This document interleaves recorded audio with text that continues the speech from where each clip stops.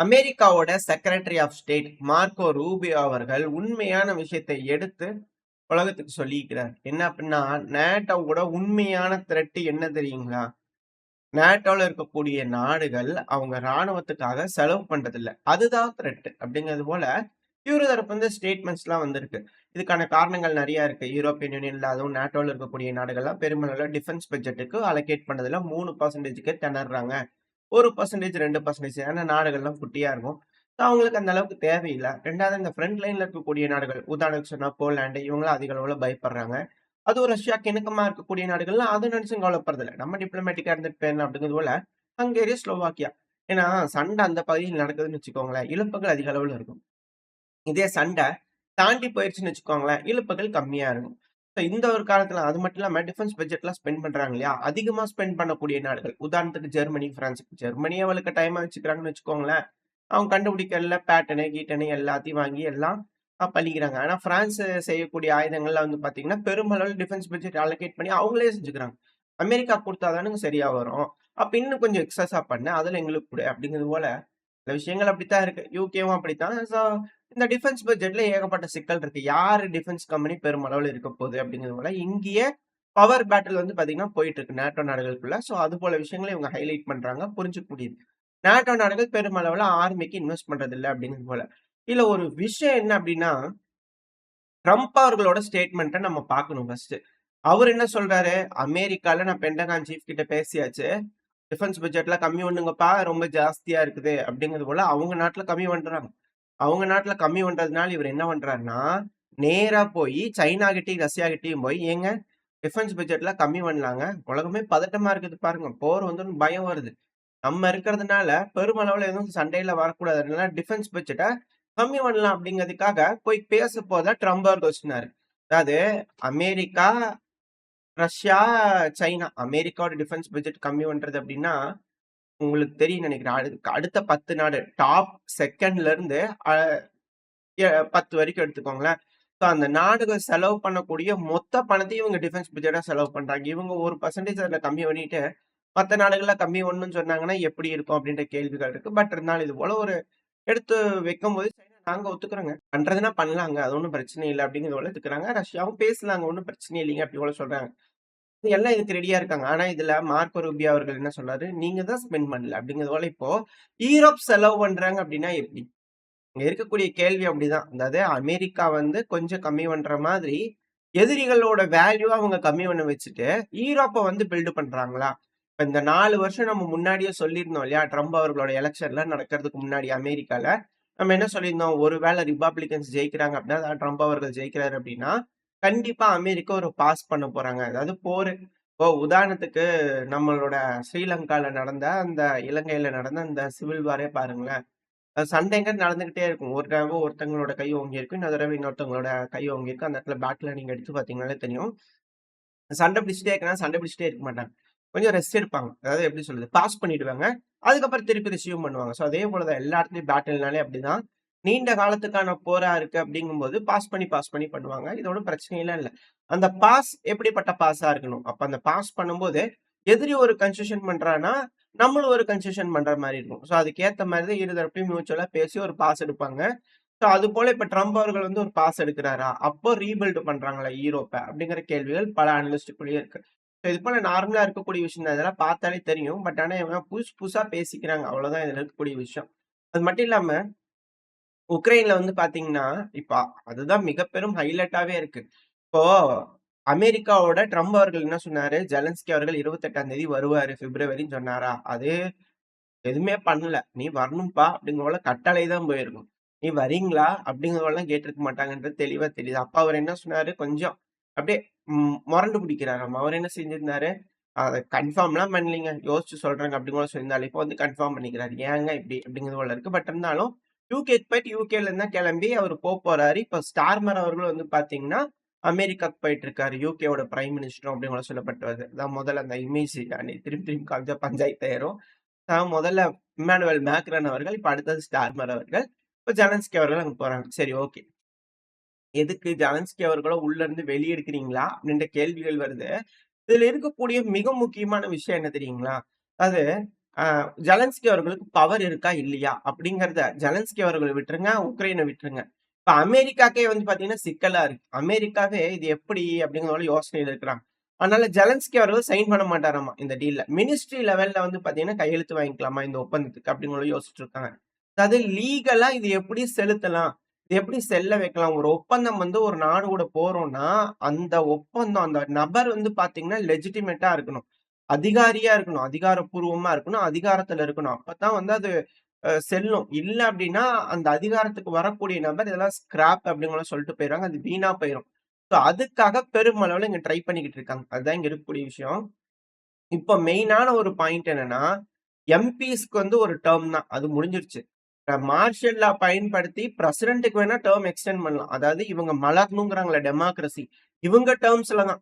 அதாவது ரஷ்யாவோட டெர்ம்ஸ் கிடையாது. மேற்குலக நாடுகளோட டெர்ம்ஸ்ல. ஏன்னா பவர்ங்கிறது வந்து பார்த்தீங்கன்னா, மக்கள் கையில தான் இருக்கணும். நம்ம வந்து எம்பிய சூஸ் பண்ணி உனக்கு 4 வருஷம் தான்ப்பா டைம் அப்படிங்கிறத சொல்றோம். எம்பி வந்து ஒரு பிரசிடென்ட்ட தேர்ந்தெடுக்கிறாங்க. பிரசிடென்ட் வந்து பார்த்தீங்கன்னா, மார்ஷியல் லா பயன்படுத்தி எக்ஸ்டெண்ட் பண்ணிட்டே இருக்கிறாரு. பட் ஆனா இப்ப லீகலா வந்து பாத்தீங்கன்னா, அதாவது ரஷ்ய அதிபரான விளாடிமிர் புட்டின் அவர்கள் வந்து பாத்தீங்கன்னா, தெளிவா இதுக்கு ஒரு கேள்வி கேட்கிறாரு. ராடால வந்து இவங்க ஒரு ஓட்டெடுப்பு வச்சு ஜெலன்ஸ்கி அவர்கள் லெஜிட்டிமேட் தான் கொண்டு வந்தாங்க இல்லையா? இப்ப அதுக்கு எலான் மஸ்க் அவர்கள் தயவு செஞ்சு எலக்ஷன் வைங்க அப்படிங்கிற ஹோல்ட் எலக்ஷன் அப்படிங்கிற வச்சிருந்தாரு. சொல்லியிருந்தார் கமெண்ட் செக்ஷன்ல அதெல்லாம் நம்ம பார்த்திருந்தோம். ட்விட்டர்ல வந்து பார்த்தா கிரிட்டிசைஸ் பண்ணிட்டு இருக்காங்க. இதுக்கு ரஷ்ய அதிபரான விளாடிமிர் புட்டின் அவர்கள் என்ன சொல்லியிருக்கிறாரு அப்படின்னா, இப்போ உக்ரைன்ல பவர் யாருக்கு இருக்கு? இந்த ராடாவோட சேர்மன். சரி ஓகே. இந்த ராடால வந்து பார்த்தீங்கன்னா, பெருமளவுல அவங்களால எதுவும் செய்ய முடியல அப்டின்னா, இப்ப பிரசிடென்ட் தான் வந்து பார்த்தீங்கன்னா, மார்ஷல யூஸ் பண்ணி எக்ஸ்டெண்ட் பண்ணிட்டே இருக்காரு. இப்ப அதுக்கு அடுத்த லீகலா பவர்ல இருக்கிறவங்க யாரெல்லாம் அப்டின்னு கேட்டீங்கன்னா, கோர்ட். ஒண்ணு சுப்ரீம் கோர்ட் இல்ல கான்ஸ்டிடியூஷனல் கோர்ட். இவங்க இருக்கிறாங்க இல்லையா? அதோட சேர்மன், ஹெட் இருப்பாங்க இல்லையா? இப்ப அவங்கலாம் எங்கப்பா போனாங்க? இப்ப அவங்கள புடிச்சு நீங்க ஏதாவது பேசலாம். அவங்க கிட்ட போயிட்டு இப்போ நான் வந்து உக்ரைனோட அதிபரா இருந்தேங்க. போர் நடக்குதுங்க. அதனால ஒரு கேஸ போட்டு, இங்க பாருங்க போர் நடக்குது. எலக்ஷன் வைக்க முடியாததுனால, நான் வந்து அதிபராயிக்கலாமா? அப்படிங்கிறது போல கோர்ட் கிட்ட கேட்டு, கோர்ட் வந்து சரி ஓகே அப்படின்னா, அது ஒரு பவர் வந்து பார்த்தீங்கன்னா, ஜெலன்ஸ்கி அவர்களுக்கு தரும். ஏன்னா, அவரு வந்து ஒரு அதிகாரி. எம்பிக்கெல்லாம் இப்ப பவர் கிடையாது சுத்தமா. சோ அந்த மாரி ஒரு பாயிண்ட்ல வந்து பார்த்தீங்கன்னா, மேபி ஜெலன்ஸ்கி அவர்கள் கேட்டு லெஜிட்டிமேட்டா இல்லையா அப்படிங்கிறது போல பண்ணலாம். சோ இத ட்ரை பண்ணலாம்ல ஜெலன்ஸ்கி அவர்கள். அமெரிக்கா வந்து பார்த்தீங்கன்னா, இத ட்ரை பண்ண வைக்கலாம்ல அப்படிங்கிற ஒரு யோசனை வரும். இங்க தான் சிக்கலே ஆரம்பிக்குது. ஏன்னா, இவர வந்து லெஜிட்டிமேட்டா பண்றதுக்கு அடுத்தடுத்த பவர்ல இருக்கிற எந்த ஒரு சோர்ஸுமே வந்து பார்த்தீங்கன்னா, இவருக்கு ஆதரவா இல்ல. ஜெலன்ஸ்கி அவர்களுக்கு. அதாவது மேற்குக்கு ஆதரவாவே இல்ல. அதாவது ஸ்டார்ட்டிங்ல இருந்தே இல்ல அப்படிங்கிறத புரிஞ்சுக்க முடியுது. காரணம் என்னன்னா, சுப்ரீம் கோர்ட்டோட ஹெட் இருக்கிறாங்க இல்லையா? புடிச்சு ஜெயில்ல போட்டாரு ஜெலன்ஸ்கி அவர்கள். இப்ப வந்து பார்த்தீங்கன்னா, கோர்ட் வந்து ஆணை இடுதுன்னு வச்சுக்கோங்களேன். போலீஸ் வந்து அத செஞ்சாகணும். இப்போ ஒரு விஷயம் ஞாபகம் இருக்கான்னு உங்களுக்கு தெரியல. நம்ம இது ஒரு 2, 3 மாசத்துக்கு முன்னாடி பார்த்திருப்போம்னு நெனைக்கிறேன். இந்த திராஸ்க் பகுதியிலாம் வந்து பார்த்தீங்கன்னா, இந்த கடந்து பிடிச்சுட்டு அப்படியே இந்த ஆத்விகா அந்த பகுதியில வந்து பார்த்தீங்கன்னா, இருக்கக்கூடிய வீரர்கள் லாயர்ஸ் கிட்ட வந்து பார்த்தீங்கன்னா முறையிட்டு இருந்தாங்க. லாயர்ஸ் எங்கள வந்து காப்பாத்துங்க அப்படிங்கிறது போல வந்து பார்த்தீங்கன்னா, உக்ரைனோட ராணுவ வீரர்கள் வந்து முறையிட்டு இருந்தாங்க. அது ஒரு பெரிய வீடியோ. நெறைய விஷயங்கள் வந்து பார்த்தீங்கன்னா பேசியிருந்தாங்க. லாயர்ஸ் கிட்ட கேட்டு அவங்க என்னப்பா செய்ய போறாங்க அப்படிங்கிறது போல பேச்சுக்கள் இருந்தது இல்லையா? ஆக்சுவலா லாயர்ஸ் கிட்ட பொது நல வழக்கு போடுங்க. இது போல சித்திரவதை பண்ணிட்டு இருக்கிறாங்க எங்களைய. அதனால பொது நல வழக்கு போட்டு கோர்ட்ல தீர்ப்பு கேளுங்க அப்படிங்கிறது போல தான் அவங்க தரப்புல இருந்து கோரிக்கைகள் இருந்தது. இப்ப கோர்ட்ல தீர்ப்பு வரணும்னா எப்படி அதுல இருக்கக்கூடிய முக்கியமான நம்பர்ஸ்லாம் புடிச்சு ஜெயில்ல போட்டாங்க. சரி ஓகே. அப்ப கான்ஸ்டிடியூஷனல் கோர்ட் இருக்கும்ல அப்படின்னு கேட்டீங்கன்னா, கான்ஸ்டிடியூஷனல் கோர்ட்ல அவரு சுப்ரீம் கோர்ட்டுக்கே அப்படி. நம்மளுக்கு எப்படி அப்படிங்கிறதுனால அவர் அப்பவே அப்ஸ்காண்ட் ஆயிட்டாரு. எந்த நாட்டுல இருக்கிறாரு அப்படிங்கிறது இப்ப வரைக்கும் தெரியல. மேபி ரஷ்யாக்கு ஃபேவரான நாடுகள். உதாரணத்துக்கு ஹங்கேரி, ஸ்லோவாக்கியா, செர்பியா இது போல நாடுகள்ல தஞ்சம் புகுந்திருக்கலாம். இல்ல ரஷ்யாவுக்கும் போயிருக்கலாம், இல்ல பெலருஸுக்கும் போயிருக்கலாம். ஆள் எங்கேன்றது தெரியல. அதாவது எப்போ சுப்ரீம் கோர்ட்ல கை வச்சாங்களோ ஜெலன்ஸ்கி அப்பவே ஆள காணோம். இவர சேஃப் பண்ணிட்டாங்க. இங்க பிரச்சனை ஆரம்பிக்குது. இப்ப போய் சுப்ரீம் கோர்ட்ல இருக்கக்கூடிய அந்த நபர்கிட்ட நீங்க போய் ஏதாவது கேட்டீங்கன்னா, அவரு கையெழுத்து போடுவாரா? போட மாட்டாரு.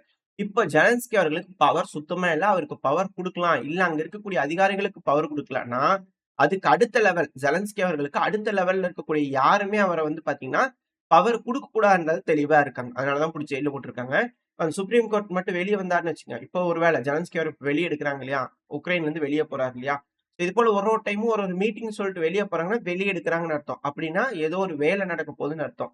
அது என்ன நடக்கலாம் அப்படிங்கிறது அடுத்ததுக்கு வருவோம். இது போல எடுக்குறாங்க அப்படின்னா, அந்த டைம்ல இன்கேஸ் ரஷ்யா வந்து பார்த்தீங்கன்னா, ஒண்ணு பெருமளவுல உள்ள அட்வான்ஸ் ஆயி வந்து அட்டாக் பண்ணலாம். இப்போ இருக்கக்கூடிய சினாரியோஸ் எப்படி அனலிஸ்ட் தரப்பு வந்து யோசிக்கிறாங்க அப்படின்னா, இப்போ ஜெலன்ஸ்கி அவர்கள் வெளிய போறாரு இல்லையா? ஆக்சுவலா பீஸ் டீல் இது போல விஷயங்கள்லாம் பேசிட்டு இருக்காங்க. 2வது 27 பிப்ரவரி வந்து பார்த்தீங்கன்னா, அதாவது இன்னைக்கு லாவ்ரோ அவர்கள் அமெரிக்க தரப்புல இருந்து எம்பசில போய் உட்கார்ந்து பேசிட்டு இருக்காங்க. அதுக்கான வீடியோலாம் வருது. பட் ஆனா என்ன பேசியிருக்காங்க அப்படிங்கிற விஷயங்கள் வரல. எம்பசிஸ் பத்தி இரு நாடுகளோட உறவு பத்தி பேசியிருக்கதா சொல்லப்பட்டு வருது. ஆனா வெயிட் பண்ணி பார்ப்போம். அனலிஸ்ட் தரப்புல இருந்து எப்படி யோசிக்கிறாங்க அப்படின்னா, அதாவது ரஷ்யா வந்து பார்த்தீங்கன்னா, இப்ப ஃபுல் ஸ்கேல் இன்வெஷன்க்கு பெருமளவுல ரெடி ஆயிட்டாங்க. இப்ப அவங்க ஃபுல் ஃபிளெட்ஜ்டா உள்ள வராங்கன்னு வச்சுக்கோங்களேன். அந்த டைம்ல ஜெலன்ஸ்கி அவர்களுக்கு லெஜிட்டிமேட் தான் சொல்லி, ராடா அதாவது பார்லிமென்ட்ல வந்து பார்த்தீங்கன்னா, ஓட்டெடுப்பு நடத்தி அவர் பவர் வாங்கிட்டு வெளிய போயிட்டார்.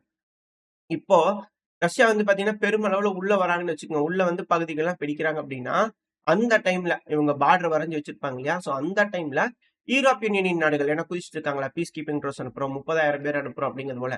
சோ அந்த டைம்ல இவங்க ட்ரூப்ஸ உள்ள அனுப்பும்போது ஒரு வரையறை இருக்கும்ல. இதுதான் பார்டர் அப்டிங்கிறதுல பேசி பிரிச்சிருப்பாங்க இல்லையா?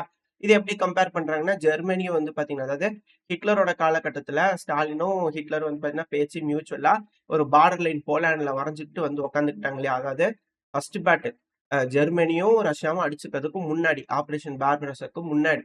இவங்க 2 பேரும் பேசி போலாண்ட சரிபங்கா பிரிச்சுக்கலாம். நான் ஒரு சைடு அடிக்கிறேன். நீ இன்னொரு சைடு ஏறி அடி. ஒரு கோட போட்டு பிரிச்சு வச்சுக்கலாம் அப்படிங்கம்போல பிரிச்சாங்க இல்லையா? சோ அதுபோல இந்த உக்ரைன்ல வந்து பார்த்தீங்கன்னா, ஒரு பார்டர வரைஞ்சு வச்சுட்டு, அந்த பார்டர் வரைக்கும் ரஷ்யன் ட்ரூப்ஸ் வருவாங்க. பேலன்ஸ் இருக்கிற ட்ரூப்ஸ் வந்து பார்த்தீங்கன்னா, யூரோப்பியன் ட்ரூப்ஸ் உள்ள வருவாங்க. இப்ப அந்த ட்ரூப்ஸ் உள்ள வராங்க இல்லையா? இப்ப நாங்க அங்க போறோம். இன்கேஸ் ஏதோ ஒரு சிக்கல் நடக்குது.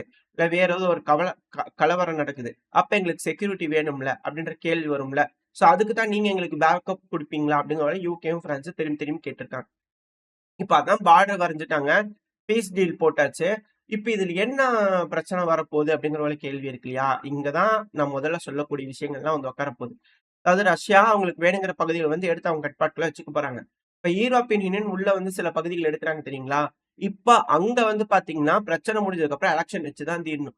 எலக்ஷன் வச்சதுக்கு அப்புறம் எசக்கு புசுக்கா ஏதோ ஒண்ணு நடந்துருச்சுன்னு வச்சுக்கோங்களேன், ஒரு நபர் அதிகாரியா அங்க வந்து உட்காருவார். அதாவது இந்த கான்ஸ்டிடியூஷனல் கோர்ட் இல்ல சுப்ரீம் கோர்ட்டோட சேர்மன் இது போல எல்லாத்துக்குமே பவர் வேணும். எல்லாமே வந்து பாத்தீங்கன்னா, என்டையரா வெஸ்டர்ன் ஃபேவரா உட்கார வைக்க முடியுமானா, இப்ப சூழல் சரியில்ல.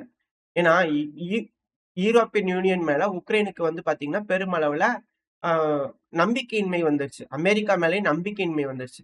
இப்ப அங்க இருக்கக்கூடிய நபர் வந்து பாத்தீங்கன்னா, யூரோப்பியன் யூனியன் இப்ப இது போல அக்ரீமெண்ட், டீல் எல்லாம் போட்டு எங்கள சித்திரவதை பண்றாங்க ரஷ்யா. வந்து எங்களுக்கு உதவுங்க அப்படிங்கிறது போல அவங்க லீகலா ரஷ்யா கிட்ட கேட்டு, ராணுவத்த வந்து பாத்தீங்கன்னா, ரஷ்யா கூட போய் அவங்க இது பண்ணாங்கன்னா, இந்த அக்ரீமெண்ட்லாம் செல்லாது. ஏன்னா, இந்த அக்ரீமெண்ட்லாம் கையெழுத்து போட்டாங்கல்ல, அந்த டைம்ல அவங்களுக்குலாம் பவரே கிடையாது. மக்கள் அவங்களுக்கு பவர் குடுக்க கிடையாது. அதாவது சட்டப்படி இது செல்லாது அப்படிங்கிறத அவங்க ஸ்கிராப் பண்ணிட்டு, ரஷ்யா கூட வந்து நாங்க இணைஞ்சுக்கிறோம் அப்படிங்கிற சொல்லிட்டாங்கன்னா என்ன பண்றது? ஏகப்பட்ட சிக்கலாயிரும் இல்லையா? சோ இது போல பொலிட்டிக்கல் ஷிஃப்ட், பொலிட்டிக்கல் பேட்டில் நடக்கும்போது, யாருக்கு வேணாலும் நடக்கலாம் ஃபேவரா.